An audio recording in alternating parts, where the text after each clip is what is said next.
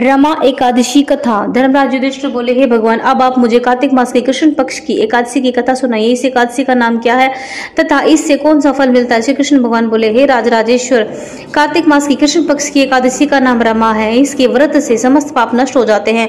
इसकी कथा इस प्रकार है। प्राचीन काल में मुचुकुंद नाम का एक राजा राज्य करता था। उसके इंद्र, वरुण, कुबेर, विभीषण आदि मित्र थे। वह सत्यवादी तथा विष्णु भक्त था। उसके एक उत्तम चंद्रभागा नाम की लड़की उत्पन्न हुई। उसने उस लड़की का विवाह राजा चंद्रसेन के पुत्र शोभन के साथ किया। एक समय जबकि वह अपनी ससुराल में थी, एक एकादशी पड़ी। चंद्रभागा सोचने लगी कि अब एकादशी समीप आ गई है, परंतु मेरा पति अत्यंत कमजोर है, इसलिए वह यह व्रत नहीं कर सकते। परंतु मेरे पिताजी की आज्ञा कठिन है। जब दशमी आई तब राज्य में ढिंढोरा पिटा।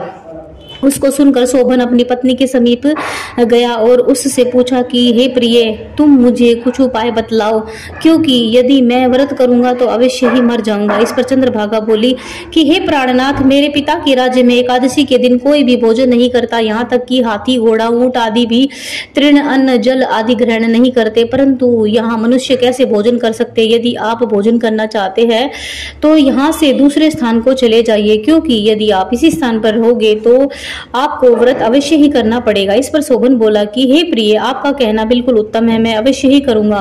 भाग्य में जो लिखा है वही होगा। ऐसा विचार करके उसने एकादशी का व्रत किया। अब सूर्य भगवान भी अस्त हो गए और जागरण के लिए रात्रि हुई। वह शोभन को दुख देने वाली थी।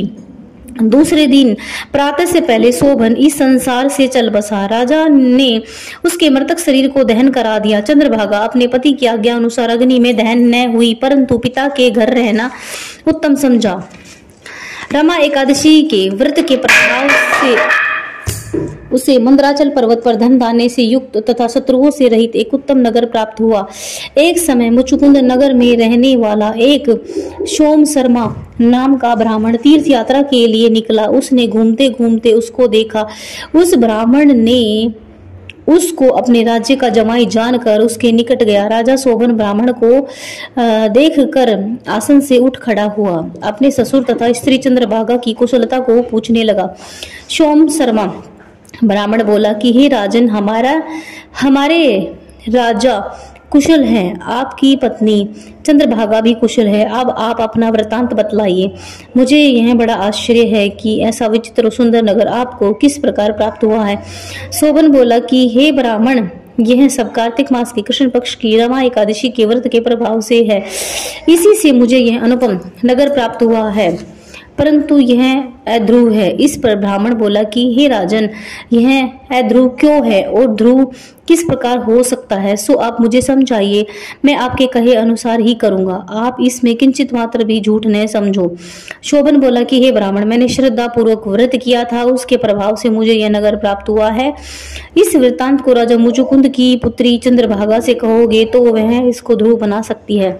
ब्राह्मण ने वहां आकर चंद्रभागा से समस्त वृत्तांत कहा।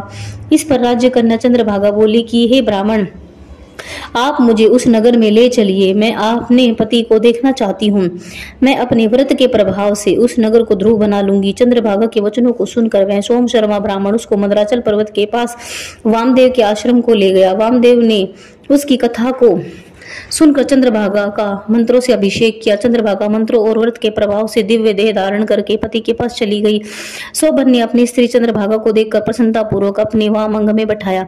चंद्रभागा बोली कि हे प्राणनाथ, अब आप मेरे पुण्य को सुनिए। जब मैं अपने पिता के गृह में 8 साल की थी, तभी से ही मैं यथाविधि एकादशी का व्रत करने लगी हूँ। उन्हीं व्रतों के प्रभाव से आपका यह नगर ध्रुव हो जाएगा और समस्त कर्मों से युक्त होकर प्रलय के अंत तक रहेगा। चंद्रभागा दिव्य रूप धारण करके दिव्य आभूषण और वस्त्रों से सजकर अपने पति के साथ आनंद पूर्वक रहने लगी और शोभन भी उसके साथ आनंद पूर्वक रहने लगा। हे राजन, यह मैंने रमा एकादशी का महात्म्य कहा है। जो मनुष्य इस रमा एकादशी के व्रत को करते हैं, उनके समस्त ब्रह्म हत्या आदि के पाप नष्ट हो जाते हैं। जो मनुष्य रमा एकादशी का महात्म्य को सुनते हैं, वह अंत में विष्णु लोक को चाहते हैं। बोलो श्री कृष्ण चंद्र भगवान की जय। हरे कृष्ण कृष्ण कृष्ण हरे हरे, हरे राम राम राम हरे हरे। जय श्री कृष्णा, जय नारायण।